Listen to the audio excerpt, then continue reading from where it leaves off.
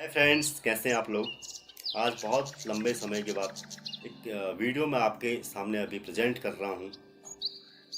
जो आइडियाज़ दिमाग में आते हैं, जो नए नए थॉट्स मेरे दिमाग में आते हैं कि मुझे लगता है कि आप लोगों के साथ शेयर करना चाहिए, तो मैं करता हूँ। बेसिकली लाइफ बहुत आसान भी है और बहुत स्ट्रगलफुल भी है, क्योंकि हम इसको जिस वे में लें, हम जैसा इसको बनाना चाहें बना सकते हैं। हम जिस चीज़ के बारे में सोचते हैं, हमारे ब्रेन का वही हिस्सा ज़्यादा एक्टिव हो जाता है। यानी कि हम बहुत अच्छे अच्छे लोगों के बारे में अगर सोचते हैं, उन्होंने जो अचीवमेंट करी उसके बारे में सोचते हैं, जो लोगों की लाइफ में जिन्होंने वैल्यू ऐड करी उनके बारे में सोचते हैं, तो हमारे ब्रेन का वो जो पार्ट है वो एक्टिव होने लगता है।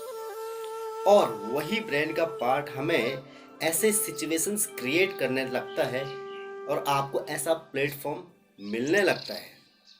ऐसे ही अगर हम दूसरा पक्ष इसका देख लें कि हम अगर कुछ नेगेटिव सी बातें सोचते हैं या हमारे आसपास कुछ नेगेटिव ऐसी घटनाएं होती हैं, तो हमारा वो नेगेटिव जो ब्रेन का साइड नेगेटिव जो पोर्शन होता है ब्रेन का, वो एक्टिव हो जाता है।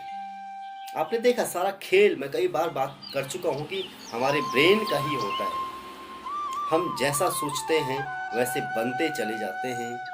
और साथ साथ इस प्रकार की जो घटनाएं हैं हमारे जीवन में कभी आई हों, वो कहीं हमारे ब्रेन में असर कर लेती हैं।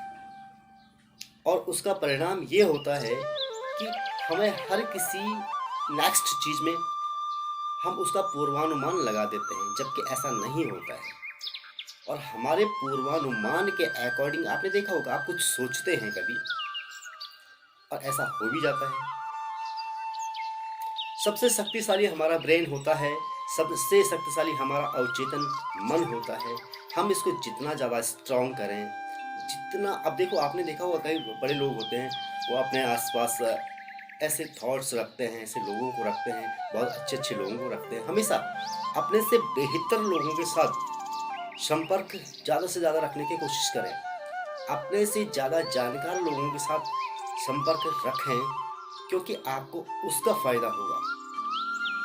अपने से नीचे के लोगों के साथ आप संपर्क, हाँ उनकी हेल्प करनी चाहिए, अच्छी बात है, लेकिन अगर आप संपर्क रखते हो ना, तो कहीं ना कहीं आप उनको सिखाते हो, आप सीखते नहीं हो। जब भी हो, जैसे भी हो, सोसाइटी की बात करूं, किसी अच्छे समाज की बात करूं, आप ऐसे लोगों को साथ रखें, ऐसी चीज़ों को साथ रखें जो आपको बार बार मोटिवेट करें, और वो आपकी एक हैबिट बन जाती है, आपकी पर्सनैलिटी बन जाती है। जैसे कि आप बार बार अच्छा सोचते हैं, तो आपका जो ऑरा है, आप कहीं प्रवेश करते हैं, किसी के घर में जाते हैं, किसी से बातचीत करते हैं, तो आपके ऑरा में इतनी पावर होती है, इतनी शक्ति होती है कि वहाँ का जो वातावरण है ऑटोमेटिक बहुत खुशनुमा बन जाता है। ऐसा क्यों, आपने नोटिस किया होगा। किसी व्यक्ति के मिलने से आपको बहुत खुशी मिलती है, और किसी व्यक्ति के आने से आप बिल्कुल बहुत अनकंफर्टेबल से फील करते हो, मतलब आप नहीं चाहते हैं कि वो व्यक्ति आपके सामने भी आए। ऐसा क्यों होता है? खुद ही आप थोड़ा सा मनन कर लीजिए, ऐसा आपके साथ होता है या नहीं। तो अपना और आप ऐसा बनाइए कि आप जहाँ जाएं, आप लोग आपका वेलकम करें, एक स्माइल आपके चेहरे में हो, आपके चेहरे में एक ओज हो, कि मतलब आपका जो चेहरा हो समस्या का समाधान उन लोगों को दिखे, कि आप आए हैं तो कहीं ना कहीं मेरी समस्या का समाधान हो जाएगा। ऐसा हमें बनना चाहिए, हमें लोगों के लिए बनना चाहिए, किसी एक व्यक्ति को लेकर के नहीं, समाज के लिए जीना चाहिए। और सर्वे भवन्तु सुखिनः, सर्वे सन्तु निरामया, सर्वे भद्राणि पश्यन्तु माँ कश्चित् दुःखभाग् भवेत्। अगर समस्त संसार को अपना मान करके उनकी भलाई करने की अगर आप सोचते हो, तो स्वतः आपकी भलाई होने लगती है, क्योंकि आप भी उसी ही संसार का एक हिस्सा हो। आपने सुना भी होगा कि कभी भी अगर सर्वजन के बारे में मांगा जाए, समस्त सृष्टि के बारे में मांगा जाता है, तो वो विश आपकी जल्दी पूरी होती है। और व्यक्तिगत तौर से अगर आप खुद के लिए अगर मांगते हो, तो वो विश आपकी पूरी नहीं हो पाती है बहुत हद तक, क्योंकि कुदरत का एक नियम है। मैंने कहा एक सांस भी हमें तब मिलती जब हम छोड़ते हैं। हमें कुछ तो देना पड़ेगा ना समाज के लिए। अगर हमारा जन्म हुआ है तो सिर्फ एक सीमित दायरे के लिए नहीं हुआ है। कई ऐसे लोग आपने देखे होंगे, विवेकानंद जी देखे होंगे आपने, कईयों की ज़िंदगी उन्होंने बदल डाली। और आपके बुद्ध भगवान, साईं महाराज, साईं बाबा, ये सारे जो हैं जिन्होंने कि लोगों की दुनिया में, लोगों के जीवन में परिवर्तन लाए हैं। एक व्यक्ति मानव ही तो थे। गुरु नानक क्या थे? एक मानव ही तो थे। रामचंद्र जी का जो जन्म हुआ था मर्यादा पुरुषोत्तम, उन्होंने पूरी मर्यादा में रह करके काम किया था। मतलब करने को बहुत कुछ कर सकते थे, लेकिन उन्होंने एक वो रास्ता अपनाया जो कि एक साधारण मानव का रास्ता होता है।